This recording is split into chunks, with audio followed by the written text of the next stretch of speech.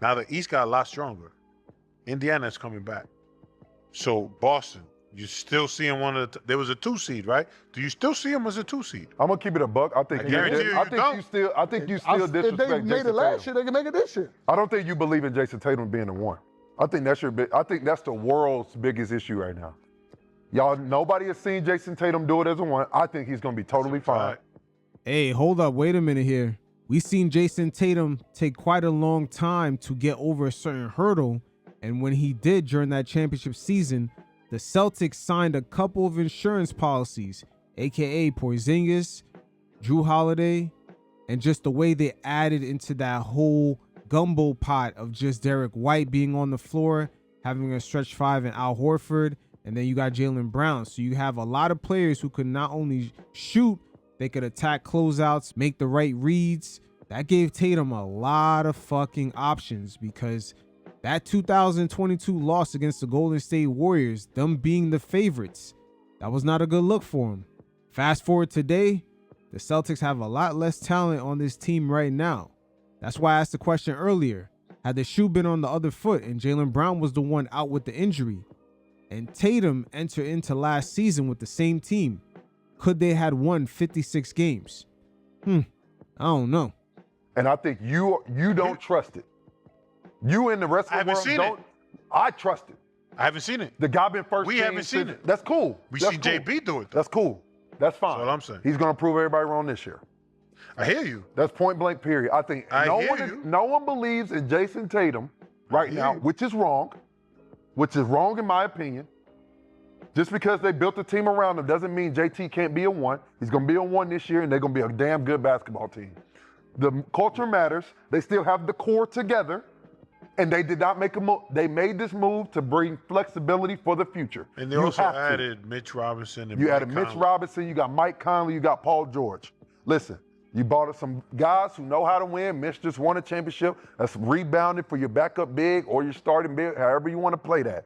If they're able to move these picks for a Trey Murphy on top of this move, but it makes that's it the exciting. thing. This is the flexibility. People are you're so focused on Paul George, you're not looking at the full pick grand scheme of things. Which I don't understand. They're able to keep their bench. Now they're able to sign Jordan Walsh. They're able to the lefty kid that can really play.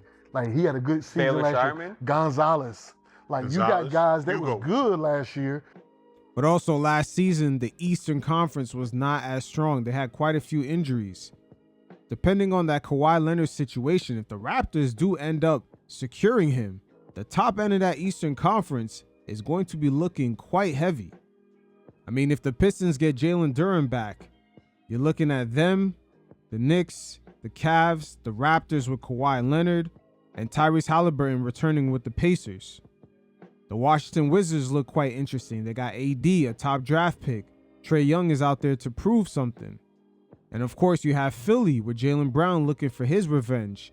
Jayson Tatum and the Celtics are going to have to prove to the NBA audience, as well as to the rest of the players around the league, that their decision to dump an NBA Finals MVP for almost nothing was the right move. Oh, they signed, what you call it back? Harper. Harper, yeah. Garza on the team, or am I tripping? Who? Garza. Garza's on the team. Garza. Is he still on there? Solid. No, I think he signed a 1-year deal. Well, it don't matter. They still got big fella. What's his name? Kettle?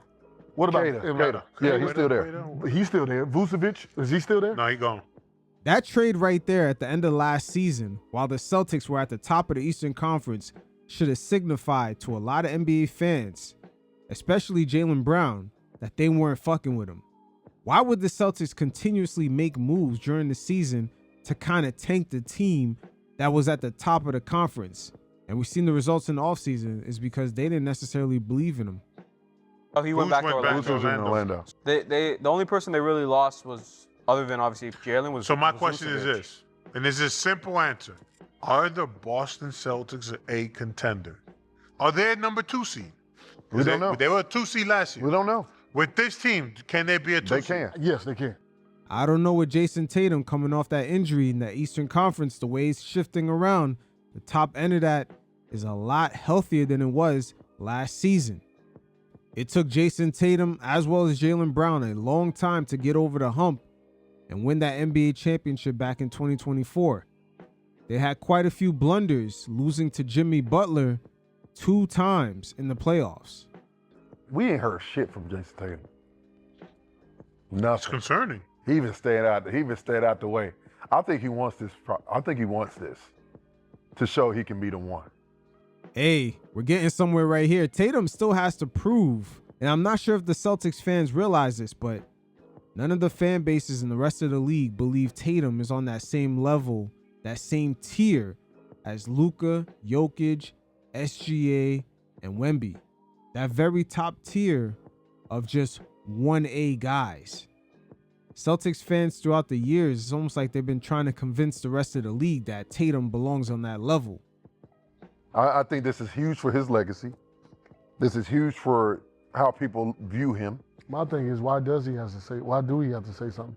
No, I don't think he does any. I don't think he does at all. I mean, obviously, he's going to get asked the question when it comes to media day. Mm-hmm. That's going to be the first thing they ask. How you feel about your running mate? Y'all been here together from day one. You know, how you feeling? You think they fuck with each other? He's going to get a right answer. I mean, I think they fuck with each other enough to mutual respect on the court. Yep. But off the court, I mean, you don't have to be best friends with everybody. Why did Tracy leave Toronto? He wanted his own team. He wanted his own team, and he's going back home. Did he not fuck with Vince? Yeah, they love each other. They're cousins. At the end of the day, I think a guy saw what he could do being a one. Yeah. Now they fucked JB. Hey, Theo Penson is fucking cooking right here, boy. Vince Carter and Tracy McGrady got love for each other, but at the end of the day, they were out to get theirs. They both believed that they could each be a leader of a team. That is a great fucking comparison right there. And with these politics behind the scenes, I'm not sure if Brad Stevens and the Celtics realize they kind of put a lot of pressure on Tatum for next season coming off that injury to prove them right, that he didn't necessarily need Jaylen Brown, or he can be that top tier kind of on that Luka, SGA, Jokic level. It's an interesting slot that they have put him in. The politics of the new ownership, having to answer to private equity about going over the second apron, getting rid of his co-star, even though the duo of Tatum and Jaylen Brown, when you look at their generation of players, they were far beyond any other duo in the league as far as experience, making NBA Finals, winning NBA Finals. They've been cooking since 2017, that season where they went to the Eastern Conference Finals as young guys against the LeBron James, taking them to a Game 7.